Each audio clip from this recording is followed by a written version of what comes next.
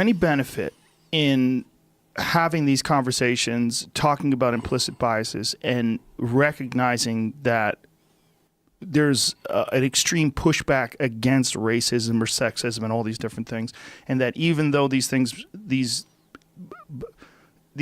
ideas that they're pushing might not be tested and proven, the idea of putting it out there in the mainstream, that there's a shift in consciousness in terms of like how people will or won't accept racism or sexism or homophobia or whatever else is being discussed, that maybe it's far left, but maybe it's moving the needle towards where it needs to be. I think that happens. I mean, I certainly believe that there's space and necessity for a constant dialogue between the left and the right. This is also something that I've been developing more particularly during these lectures. So I'm going to lay out a couple of propositions. So imagine that you have to move forward in the world. You have to do things. Mm-hmm. And the reason you have to do things is because, well, if you just sit there and don't do anything, then you suffer and die.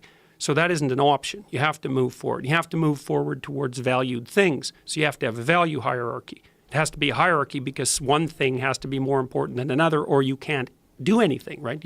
You're too split with your choices. So you have to do things. You have to value some things more than others. Then you have to act out what you value in the social environment because you're a social creature and you're not going to do things alone. Then as soon as you start to act out things of value in the social environment, you inevitably produce a hierarchy.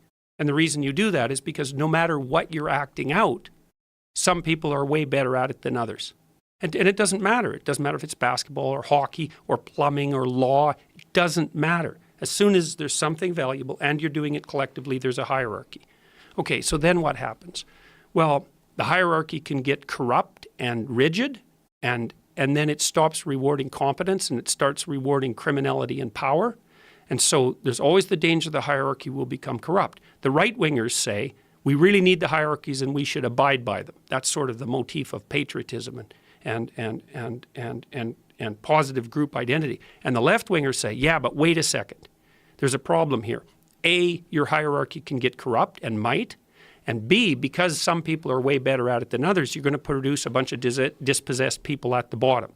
And that's not only not good for the dispossessed people, it actually threatens the whole hierarchy. So you have to be careful. You have to attend to the widows and the children, let's say, the widows and the orphans. Okay, and so now you can think about that as an eternal problem. You can't do without hierarchies, but, and that's the right-wing claim in some sense, you can't do without hierarchies and they're valuable, but they're also prone to corruption and they dispossess people. Okay, so now that's an eternal problem. The question is, what do you do about it? And the answer to that is, there's no final answer to the problem. So what you have to do is you have to have a left wing and you have to have a right wing, and they have to talk all the time about whether the hierarchy is healthy and whether or not it's dispossessing too many people.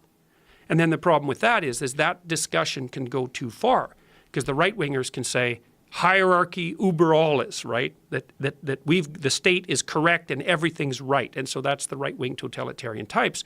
And the left can say we'll flatten everything so there's no inequality. And so both the left and the right can go too far.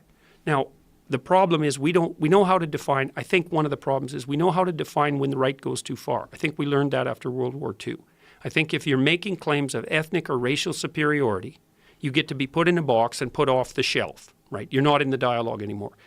It's obvious that the left can go too far, even though they're necessary participants in the discussion, but we don't know how to define when they've gone too far. And we don't have an obvious example. No, and you might think, well, that's the moderate leftists' problem. It's their moral responsibility to dissociate themselves from the radicals, just as it's the moral responsibility of reasonable conservatives to dissociate themselves from the John Birch and Ku Klux Klan types. That's a very important point. But it isn't just the moderate left's problem, because even the people on the right don't know what to point to when they say, no, you've gone too far as a leftist.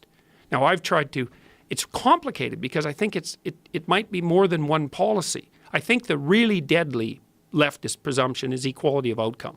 I think as soon as you start talking about equality of outcome, you should be put in a box and put off the shelf. But it isn't obvious why. Like, that doesn't sound like, white people overall. It doesn't have the same guttural punch that the excess of the right has. It's, right. Well, you're for equality of outcome. Why is that bad? Well, it's bad because when you play it out in society, and there's endless evidence for this, it's an instantaneously murderous doctrine. And I think it's because it shifts so quickly into a victimizer narrative. I've had a great opportunity in the last month and a half. I got asked to write the preface to the 50th anniversary edition of Solzhenitsyn's Gulag Archipelago. And so I've been writing that. And one of the things Solzhenitsyn did, which was one of the things that made that book arguably the greatest work of nonfiction of the 20th century, I mean, it's in the top 10 anyways, was to point out very clearly that the excesses of the Russian Revolution started right away. It wasn't that Lenin was a pretty good guy and then Stalin came in and corrupted everything. It was like Lenin was not a pretty good guy. The revolution got bloody really fast. And what seemed to happen, so imagine you're starting to divide the world up into oppressor and oppressed, right? And you're going to do something about the oppressors. The problem is that you can define people multiple ways. This is the intersectionality problem. And almost everybody can be defined in terms of their group identity in some way that makes them an oppressor. So like if you're a black man, well, you could argue that you're oppressed because you're black, but what about the fact that you're a man?